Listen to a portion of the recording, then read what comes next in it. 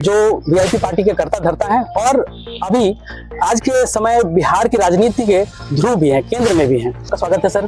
Sir, आपके जीवन के सफर को मैं पढ़ रहा था। एक मछली मारने वाले मल्लाह के बेटे से 20 सन ऑफ मल्लाह मुकेश सहनी बनने का सफर कैसा रहा? ये संघर्ष बहुत लंबा है, बहुत बड़ा कहानी है। जी सर। तो ये तो है कि गरीब परिवार में जन्म लिए, संघर्ष करे किए। सर, मुकेश सहनी मल्लाह जाति के नेता हैं या सभी शोषित वंचित जाति के नेता हैं? तेजस्वी यादव को सम्राट चौधरी ने विधानसभा में अपराधी का बेटा कहा। इस पर इसको आप कितना सही कितना गलत मानते हैं? देखिए, आपने उनका कई स्टेटमेंट या कई वीडियो वायरल होते हुए देखा कि उनका कहना ही है कि हम गाली दे के नेता बने हैं। लेकिन यादव जाति से, उनके प्रभुत्व से और उनकी दबंगई शब्द का यूज किया गया, उनसे लोगों को समस्या है कि जब आरजेडी की सरकार बनती है तो इस तरह की अपराध बढ़ने लगते हैं। इस पर आपका क्या कहना है? प्रशांत किशोर ने बीजेपी के दिलीप जायसवाल पर भी उंगली उठाया, जेडीयू के अशोक चौधरी पर भी कहा कि इनका नाम बहुत सारे घोटालों और अलग अलग मुद्दों पर है। इस पे आपका क्या कहना है? जन स्वराज पे आपका क्या कहना है? और प्रशांत किशोर ने यह भी कहा कि मुकेश सहनी कोई फैक्टर नहीं है बिहार की राजनीति में। इस पे आपका क्या कहना है सर? मल्लाहों की राजनीति से आपकी पहचान बनी, आप कितने % मल्लाह को रिप्रेजेंट करते हैं?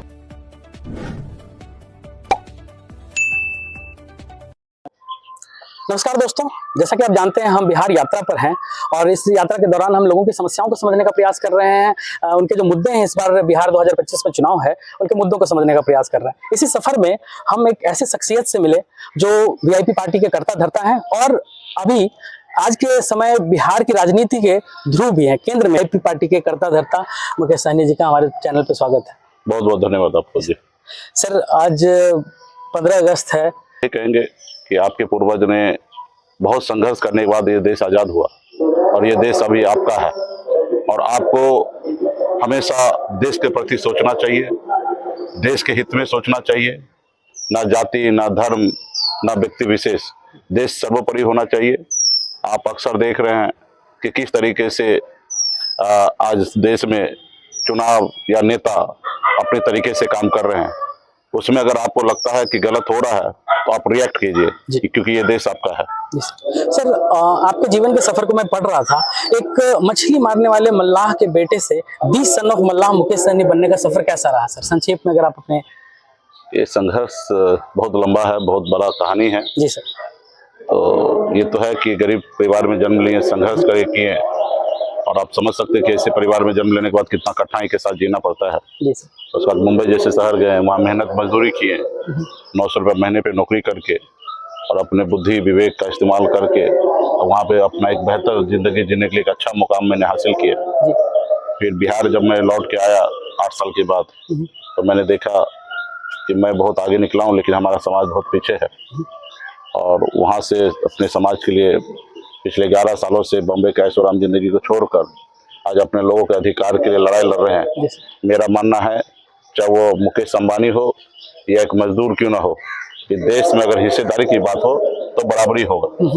पैसा भले किसी के पास बहुत ज्यादा हो सकता है, लेकिन इस देश के मालिक अगर मुकेश अंबानी हो, अडानी हो, टाटा हो, बिरला हो, तो गरीब, किसान, मछुआरा, हर एक लोग इस देश का उतना ही मालिक है। तो देश में खास करके गरीब पिछड़ा के साथ जो भेदभाव होता है, होते आया है, तो हमें लगता है कि आजाद भारत में ये होना सही नहीं है। पहले देश आजाद नहीं था, देश गुलाम था, तो लोगों को गुलाम बना के रखा जाता था। लेकिन लोकतंत्र जब से आया, बाबा साहब भीमराव अम्बेडकर ने जो हमें संविधान बना के दिया है, उसमें बराबरी का हिस्सेदारी हमको दिए है। और ऐसे जगह पे अगर किसी के साथ भेदभाव हो रहा है तो मुझे लगता है ये सही नहीं है। और इसके लिए आज हम लड़ाई लड़ रहे हैं कि देश में संविधान के दायरे में रहकर, बंगाल में फिशरमैन कम्युनिटी को आरक्षण है एससी का, दिल्ली में एससी का आरक्षण है, तो बिहार में क्यों नहीं? तो इसको लड़ाई लड़ते लड़ते आज एक पॉलिटिकल पार्टी हमने बना लिया है और बिहार में मजबूती से जो हमारे वर्ग के लोग हैं, जिनके लिए लड़ाई लड़ रहा हूँ, जिनके लिए आवाज उठा रहा हूँ, आज वो मजबूती से वीआईपी पार्टी के साथ है। सर, मुकेश सहनी मल्लाह जाति के नेता हैं या सभी शोषित वंचित जाति के नेता हैं? देखिए, मेरा अपना तो पहचान यही है कि हम अल्लाह का बेटा हैं और निश्चित तो मैं एक इंसान हूँ। मानवता मेरा कहता है कि मैं सभी जाति, सभी धर्म, सभी वर्ग के लिए मैं हूँ। इससे पहले मैं मंत्री भी बना तो मैंने कभी भेदभाव नहीं किया योजना में कि इस जाति का योजना हो या इस जाति का योजना हो। हमने राज्य के विकास के लिए काम किया। तो हम लोग शहर में रहने वाले हैं, मुंबई में रहे हैं, तो मुझे तो वहाँ पे जब भी तक मैं रहा तो वहाँ तो जाति धर्म के लेके हम लोग कभी सोचे भी नहीं थे। लेकिन बिहार की राजनीति में सच्चाई यही है कि कास्ट वाइज राजनीति हो रहा है, देश में धर्म वाइज राजनीति हो रहा है, तो ऐसे जगह पे हमारी अपनी पहचान क्या है? मैं सन ऑफ मल्ला हूँ।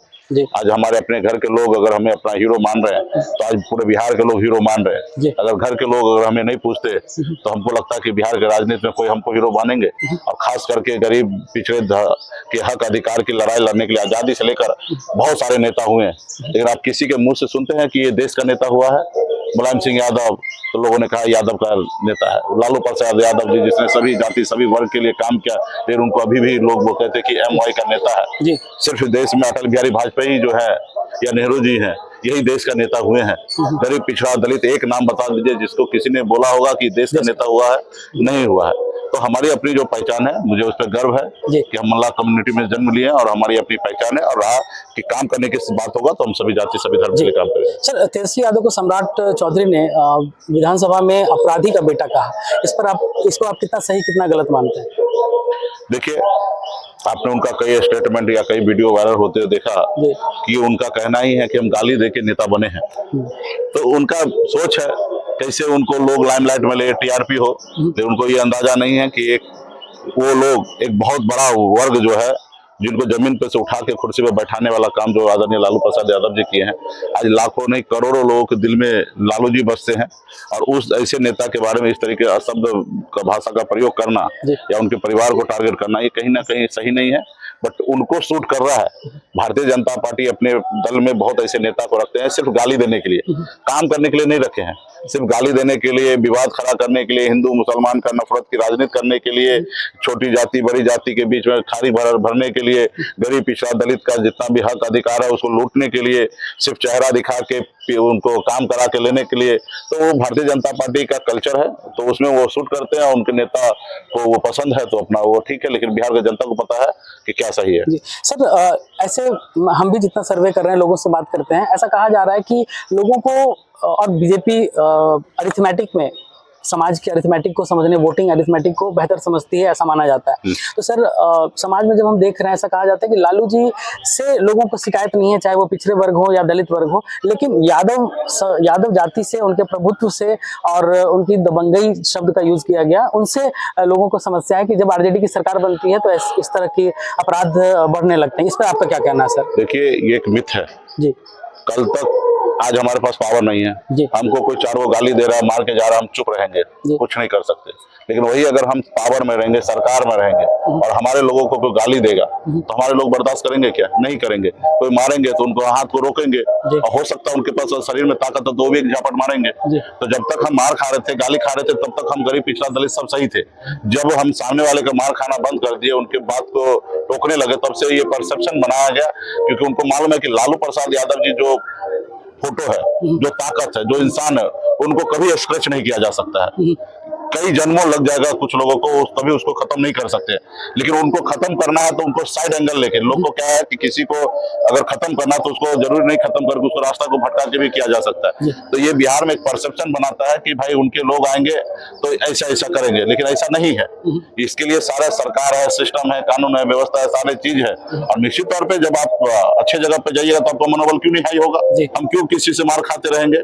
क्यों हम जमीन पे बैठे रहेंगे? क्यों नहीं हम कुर्सी पे बैठेंगे? जब हम कुर्सी पे बैठते हैं तो लोगों को तकलीफ होता है। ये परसेप्शन बनाया जाए। आज बिहार में सभी जाति सभी धर्म के लोग मजबूती से एक साथ रहते हैं। कुछ जो लोग हैं पहले जो हमको चप्पल पहन के अपने दरवाजे पे नहीं आने देते थे, हमारे हाथ से एक गिलास पानी नहीं पीते थे, उनको बहुत तकलीफ हो रहा है क्योंकि हम बराबरी में अभी बैठने लगे हैं। तो ये एक परसेप्शन बना रहा है कि कैसे लालू जी कमजोर हो। प्रशांत किशोर ने बीजेपी के दिलीप जायसवाल पर भी उंगली उठाया, JDU के अशोक चौधरी पर भी कहा कि इनका नाम बहुत सारे घोटालों और अलग अलग मुद्दों पर है। इस पे आपका क्या कहना है? जन स्वराज पे आपका क्या कहना है? और प्रशांत किशोर ने यह भी कहा कि मुकेश सहनी कोई फैक्टर नहीं है बिहार की राजनीति में। इस पे आपका क्या कहना है सर? देखिए, सबका अपना अपना व्यू है, ठीक है, और कौन क्या फैक्टर मानेंगे नहीं मानेंगे इससे हमको तो कोई लेना देना नहीं है। हम तो काम करने के लिए आए हैं। ये बात सही है कि हमारे पूर्वज कोई फैक्टर नहीं था, हम कोशिश कर रहे हैं कि फैक्टर बनने का। तो हमको जितना संघर्ष करना पड़ेगा हम संघर्ष करेंगे, और अगर आज नहीं है तो भविष्य में जरूर फैक्टर होंगे। अब किसी से सर्टिफिकेट लेने की आवश्यकता नहीं है। रहा प्रशांत किशोर जी अपना काम कर रहे हैं, जो काम कर रहे हैं वो उनको मजबूती से करना चाहिए। रहा कि एक नेता को टारगेट करना या उनके कमी को गिनाना, तो इसमें कोई हर्ज नहीं है। अगर सम्राट जी को बारे में अगर कुछ कह रहे हैं या अशोक चौधरी जी के बारे में कह रहे हैं या दिलीप जायसवाल जी के कह रहे हैं, तो अगर गलत किए हैं क्योंकि पब्लिक डोमेन में है और वो अपने आप को सती सावित्री बन रहे हैं, अगर उसने कुछ गलत किया तो जनता के बीच में आना चाहिए। तो विपक्ष का नेता का काम ही यही है कि जो सत्ता पक्ष हो, जो गलत इंसान है उनको उजागर करना। तो अगर ये कर रहे हैं तो कोई गलत नहीं है और ये सब लोग करते हैं एक दूसरे को। जी सर, मुकेश सैनी बिहार की राजनीति में मल्लाहों की राजनीति से आपकी पहचान बनी। आप कितने परसेंट मल्लाह को रिप्रेजेंट करते हैं? क्या आपकी बात पर ये पूरी कम्युनिटी चलेगी या वोटिंग पैटर्न उसके अनुसार होगा, कैसा होगा? मेरे बात पर नहीं, हमारी बात है कि आप संघर्ष कीजिए, आप अपना अधिकार लीजिए, आप अपने बच्चे का भविष्य को बेहतर बनाने के लिए काम कीजिए। तो मुझे लगता है कि अपने बच्चे के भविष्य के बेहतर हो इसके लिए सभी निषाद जो है वो काम करेंगे। जी सर। और बिहार में तकरीबन 11% है, बीन, बिलदार, नुनिया, मला, चाय, तियर, बनपर, गोरी, केवट, तो निषाद के 22 उपजाति है। मुझे लगता है वो सब इतना जागरूक तो जरूर हो गए हैं कि उनके अपने और पराये का फर्क उनको समझ में आ गया। कौन उनके लिए आज पिछले 11 साल से लड़ाई लड़ रहा, कौन उनको बर्बाद करने में लगे हुए हैं, ये सब उनको एहसास है। तो जब अगर बुद्धि विवेक है और सामने कीचड़ है तो निश्चित तौर पे कीचड़ में पैर नहीं रखेंगे। तो इतना मुझे पूरा भरोसा है निषाद समुदाय के ऊपर कि हमने पिछले 11 साल में इतना काम किया कि उनको अच्छा बुरा का पहचान हमने उनको करा दिया है। अब निर्णय उनको लेना है कि गुलामी की जंजीरों में बंधे रहना है या सर उठा के जीना है, और आने वाले उनकी पीढ़ी ये निर्णय उनको लेना है। जी सर। सर, ओवैसी जी भी लड़ना चाह रहे हैं और महागठबंधन का हिस्सा होने का प्रयास किया, बट आप लोगों ने ये अभी तक स्वीकृति नहीं दी है।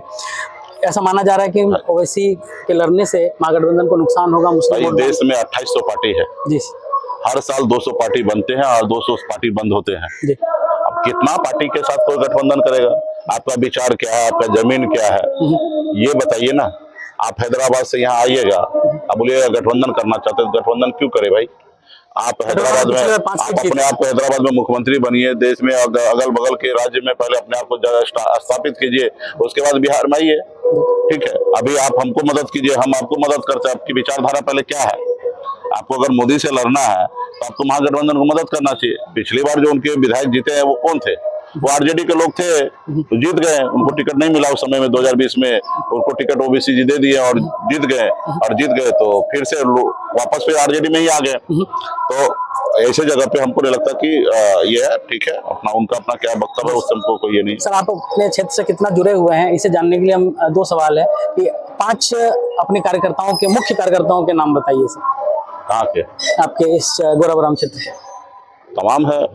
हमारे सबसे अच्छे कार्यकर्ता मित्र विनोद बम्पर जी हैं जी, जो वीआईपी पार्टी के जिला अध्यक्ष भी है, जितेंद्र जी है, रमेश सैनी है, बैजनाथ सैनी है, आजाद है। तो सभी लोग तो काम कर ही रहे हैं और मजबूती से पार्टी के लिए काम कर रहे हैं। विभिन्न जगह पे से लोग काम कर रहे हैं। मल्लाह जाति के बारे में एक विशेष बात बताइए सर। विशेष यही है कि हम लोग संघर्ष करने वाले लोग हैं और पहले हमारे ऊपर बहुत अत्याचार होता था, लेकिन हम लोगों को अभी इतना समझ आ गया है। आपने निजी तौर पे कुछ ऐसा फेस किया है या मतलब पुराने समय में था ऐसा? मैं देखा हूँ और आज तो फेस कर ही रहा हूँ ना।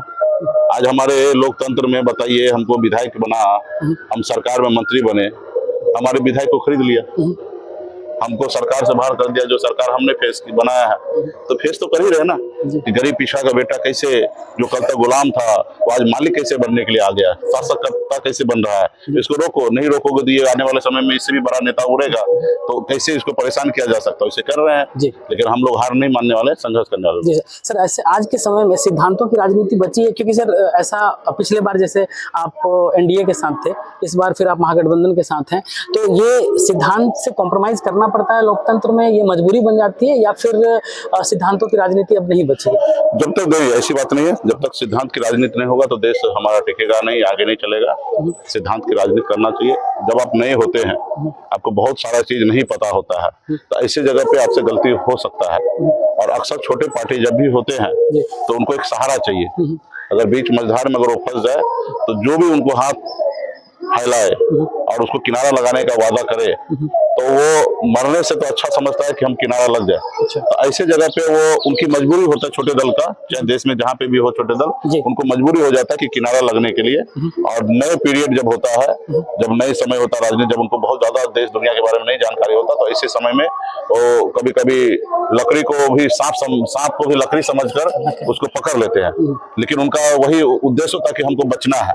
ये उद्देश्य कभी नहीं होता कि वो सांप से दोस्ती करें। करे, क्योंकि उनका विचार जो है वो स्पष्ट होता है, ठीक है, कि अपनी तरक्की, अपने लोगों की तरक्की, दुश्मन के लिए वो कभी भी नहीं होते। तो ऐसे समय होता है कि देश में आप देखिएगा तो बहुत सारे ऐसे दल हैं, कभी लालू जी भी समर्थन लेके सरकार चलाए हैं बीजेपी से, कभी बहन मायावती जी भी सरकार चलाए हैं बीजेपी से समर्थन लेके, लेकिन कभी उनके विचारधारा से नहीं होता है। अगर इस देश में अगर कोई गलत है तो भारतीय जनता पार्टी है कि जो विचार को कुचलना चाहता है उन्हीं से वो दोस्ती करने लगते हैं। ऐसा कहा जा रहा है कि आप अभी बीजेपी से फिर संपर्क में हैं, आप पाला बदल सकते हैं, बिल्कुल ही नहीं, सच्चाई है? ये सब परसेप्शन है, यही तो देश में लोकतंत्र में नहीं होना चाहिए। हम पानी पी के पोष रहे हैं भाजपा को, जिन्होंने हमारे पार्टी को तोड़ लिया, जिनको हम अजगर सांप कह रहे हैं, तो उनसे हम कैसे दोस्ती कर लेंगे। लेकिन उसके बावजूद भी एक बड़ा वर्ग मीडिया जो खरीद चुका है, वो आप भी कई बार सुने होंगे कि हम कितना कोसते, लेकिन सवाल आप वही कर लेते हैं, क्योंकि आपको उससे टीआरपी होगा, उससे ज्यादा आपको व्यू मिलेगा, तो सवाल आप भी कर लेते। तो ऐसे तमाम जितने भी है वो तब सब लोगों का यही उद्देश्य होता है कि भाई कुछ मसाला चाहिए। जबकि पिछले 3 साल से देखिएगा सबसे ज्यादा अगर बिहार में भाजपा को अगर कोई विरोध किया है तो मुकेश सहनी है। हमारे पास तो ऑप्शन था 2019 में 2024 में उनके साथ गठबंधन करने का, हमको खुश करने के लिए Y+ सुरक्षा भी देके रखा था, लेकिन हमने नहीं गया। जब जिस समय में मोदी का चलती होता है, जब उस समय उनके साथ हम गठबंधन नहीं करते, 2019 में गठबंधन नहीं किए, तो अब विधानसभा में क्यों करेंगे जहां पे हमारे ऊपर ही राजनीति होना है। अगर आपके मन मुताबिक सीट नहीं मिला महागठबंधन में, तब आप क्या ये आप 60 सीटों की दावेदारी कर रहे हैं, अगर नहीं मिला तो क्या करेंगे? देखिए, ये तो सभी गठबंधन के साथी को सोचना है जी, क्योंकि एक दल से तो सरकार बनना नहीं है नहीं। और जब ये इसमें से कोई भी दल अगर बिखरेगा तो सरकार नहीं बनेगा। और हमारी हिस्सेदारी, जिनके पास जितना ताकत उतना हिस्सेदारी सब एक दूसरे को शेयर करना चाहिए जी। और नहीं मिलेगा तब का बात नहीं कीजिए। यहाँ तक हमने कहा ना कि कुछ परसेंटेज अगर कंप्रोमाइज भी करना पड़ेगा तो हम करने के लिए तैयार हैं। सर, अब रैपिड फायर राउंड है, हम अंतिम चरण पे अपने इंटरव्यू के कुछ लोगों के नाम मैं पूछूंगा और आप उनके बारे में एक लाइन बताएं। नरेंद्र मोदी देश में बहुत वादा करते पूरा नहीं करते हैं। जैसे 2 करोड़ युवा को नौकरी देंगे, विदेश से काला धन लाएंगे, सबके खाते में 15 लाख रुपया देंगे, पूरा नहीं किए। SIR ये कहीं ना कहीं बिहार के जनता को चुनाव आयोग के द्वारा परेशान करने का नीति है। गरीब को वोट जो है उनसे छीनने का है, कैसे भी सरकार बनाने का सोच है, लेकिन इसके खिलाफ में हम लोग रोड पर उतर रहे हैं और इसको जो सोच है उनको हम लोग नाकाम करेंगे। लालू यादव आदरणीय है, पूजनीय है, गरीब आदमी को जमीन पे से उठा के कुर्सी पे बैठाए हैं। आज हम भी अगर कुर्सी पे बैठे हैं, मजबूत से बात रख रहे हैं, तो ये लालू प्रसाद यादव जी का देन है। नीतीश कुमार अच्छे नेता रहे हैं, लेकिन कुछ समय से कुर्सी से उनको ज्यादा प्यार हो गया है। अभी उम्र हो चुका है, हम लोग चाहेंगे कि रिटायरमेंट ले और अपना आशीर्वाद हम लोगों को दे। प्रशांत किशोर मार्केटिंग कर रहे हैं, रणनीतिकार है, उनको पता है कि पैसा लेकर दूसरे को हम जब मुख्यमंत्री बना सकते हैं तो पैसा खर्चा करके हम भी क्यों नहीं मुख्यमंत्री बन सकते हैं। तो ठीक है, अच्छा सोच है, सोचना चाहिए, सपना देखना चाहिए, इसमें कोई गुनाह नहीं है। लेकिन आपको क्यों लगता है कि वो सरकार में नहीं बना पाएंगे? आप बार बार कहते हैं कि उनकी जाति की संख्या कम है। हम कहाँ बोले, एक बार भी नहीं बोले हैं, एक बार भी नहीं बोले हैं कि उनकी जाति की संख्या क्या है। हम तो शुभकामना दिए हैं जी। वो सोच रहे हैं कि हम पैसे के दम पे सरकार बना लेंगे, तो उसके लिए भी हम सब शुभकामना दे रहे हैं, यही सोच रहे हैं ना। इससे पहले रणनीतिकार थे, पूरा देश में जाके वो कह रहे हैं कि हम कई मुख्यमंत्री बनाए हैं जी, जी, जी। तो अभी खुद भी सपना जग गया कि मुख्यमंत्री बनने का जी। तो हमारी शुभकामना है।